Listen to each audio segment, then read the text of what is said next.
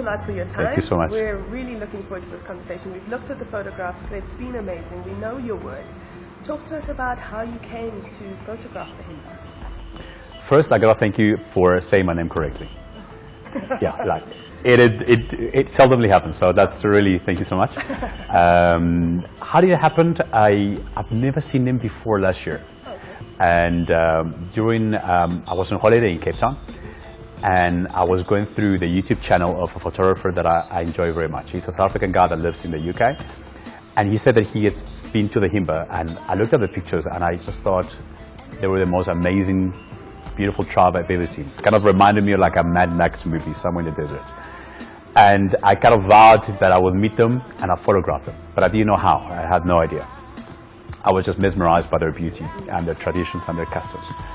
And so I started researching, and I came up with a name. There was not much on them in terms of how to get there and guides and everything, and a name came up. And I emailed this person, and it took him two weeks to reply. And apparently where he lives, there's hardly electricity, so he has to travel somewhere to get the email. So I was like, okay, this guy's obviously not interested. And we started chatting, and I said to him, he asked me, are you a photographer? I said, yes, I am. He said, are you a photographer? He said, of course.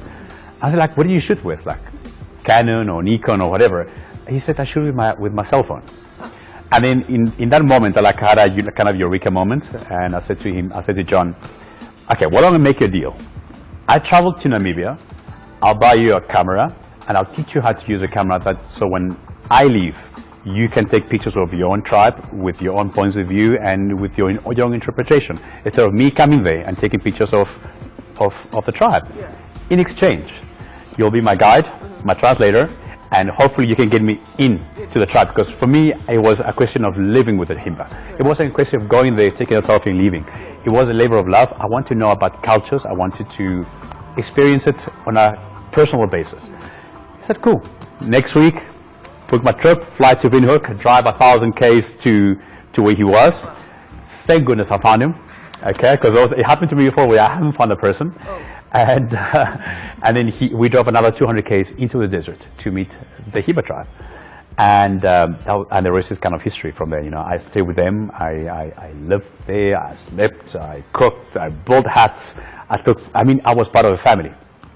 And I think that kind of personal thing allowed them to, after a while, not even notice that I was there. Yeah. And so I got some very nice personal photographs. And I think that's what stands out in this collection of photos, especially for a group of people who not a lot of people know about. Yeah.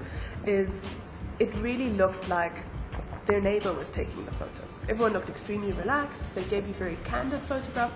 And in that, is that something that, is that like a philosophy of yours in terms of artwork, that you really get to know your subjects?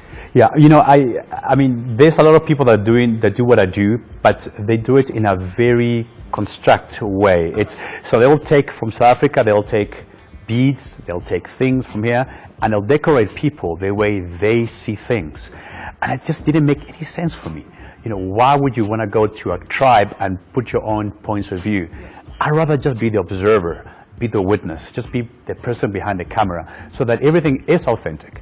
So, that's how they are. I mean, they wake up with what they're wearing, which is almost nothing because of their conditions. So I didn't want to hide anything. I just wanted to be as authentic as possible.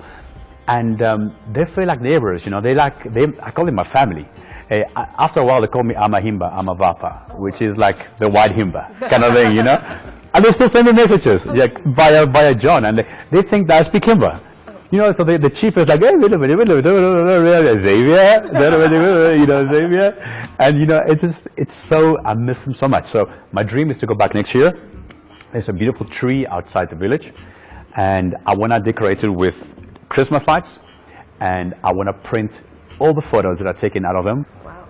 So your journey as a photographer hasn't been always rooted in this sort of photojournalism, art photography. Not at all. How did you start, and is this something that you're going to carry on with in your career? Yeah, I started as a fashion photographer, and I'm a fashion photographer, and I specialize in portraits. I work with a lot of celebrities, fortunately, so I get to get exposed to a lot of different things. But I wanted to, even though my style is very authentic and I like to engage with somebody, I want to get to know you. So I don't just go take a picture and make a picture with you. That's my style. That's what kind of people know me for.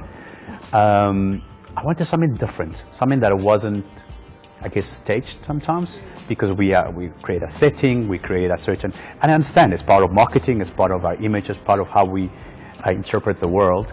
But I wanted something that was unique. So a couple of years ago, I decided to travel the world, meet different cultures, learn. And I think when you get yourself out of your comfort zone, you know, I mean, living with a Himba for a week wasn't easy. You know, like, you know, you wipe a lot. You know, there's no water, there's no showers. So right now, with the proceeds of the pictures, we are going to build boreholes in there. So I spoke to John this week, actually. They need a desperate need of boreholes. It was a great rainy season after 7 years. So there's a lot of underground water. So we have to get that, because sometimes they walk 10 kilometers to get water. So I mean, going back to that, I just wanted something authentic, something original, something not posed. And so I did the Himba. I just came back from Kilimanjaro last week. I went to live with the Maasai in Zanzibar about 2.5 months ago, the next collection. So with all your other collections, are we going to be seeing them in an exhibition form like you did with the Himba? Yes, definitely. And I'd love to have you in there as well. So the Himba has been here at the Run Club for the month of July. Today the exhibition travels to the Embassy of Peru. It's our national day today, actually. So yeah, happy Independence Day for us. So it's going to be there. And yeah, so we're talking to different galleries and so on. So probably the next one will be Peru, the first fight. It's called Takanakui. I would love to see that. That's going to be, it's amazing. It's so good. And then the Maasai, and then we're making a book about the Kilimanjaro experience. And then India, of course, after that. Amazing. Javier, thank you so much for your time. We're really excited to see what you come up with. All right, so now, before we go, we decided to take the globe, spin the globe, and see where we'll end up next. All right. Now, you guys are witnesses. Okay, you two, where's... Please send me with a beautiful woman and beautiful beaches. Wow. Wow. Okay. Hawaii.